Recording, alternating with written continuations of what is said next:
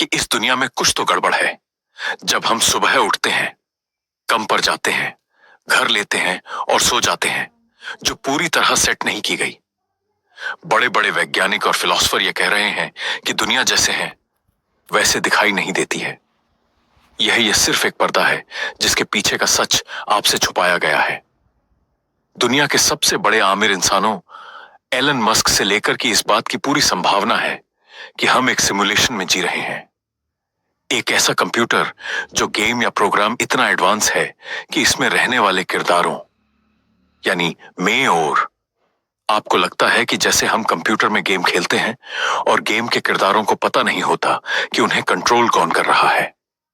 ठीक वैसे ही हमें भी कोई चला रहा है। जो हम छोटे हैं, देखते हैं या सिर्फ दिमाग में बैठने वाले इलेक्ट्रॉनिक सिग्नल्स हैं। अगर कोई बहुत एडवांस सुपर कंप्यूटर हमारे दिमाग को सिग्नल्स देने लगे तो वह झूठी दुनिया भी बिल्कुल सच लगने लगेगी। हमारा असली ध्यान शायद किसी लैब में एक मशीन से जुड़ा हुआ है और हमारा दिमाग इस डिजिटल दुनिया का मजा ले रहा है। हम एक ऐसे जेल में बंद है जिसकी कोई दीवार नहीं है।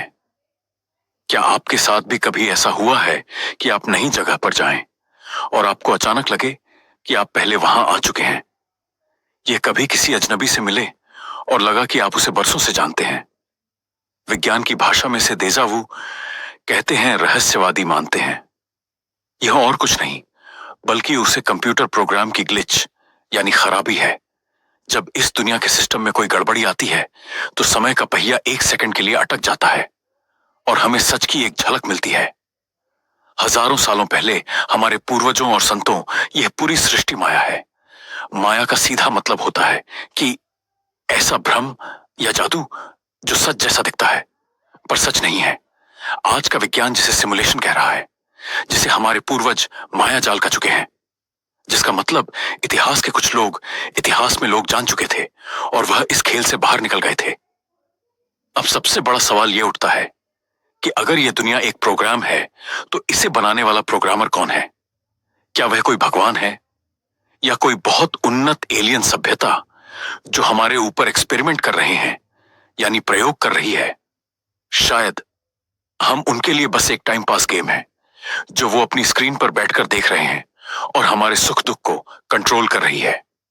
हम बचपन से लेकर बुढ़ापे तक सिर्फ इस खेल के नियमों का पालन करने में अपनी पूरी जिंदगी गुजार देते हैं। पैसे कमाना, घर बनाना, समाज के दर्रे पर चलना, यह सब प्रोग्राम के कोड का हिस्सा है ताकि हम सब इस सिस्टम के बाहर कभी सोच ही ना सके।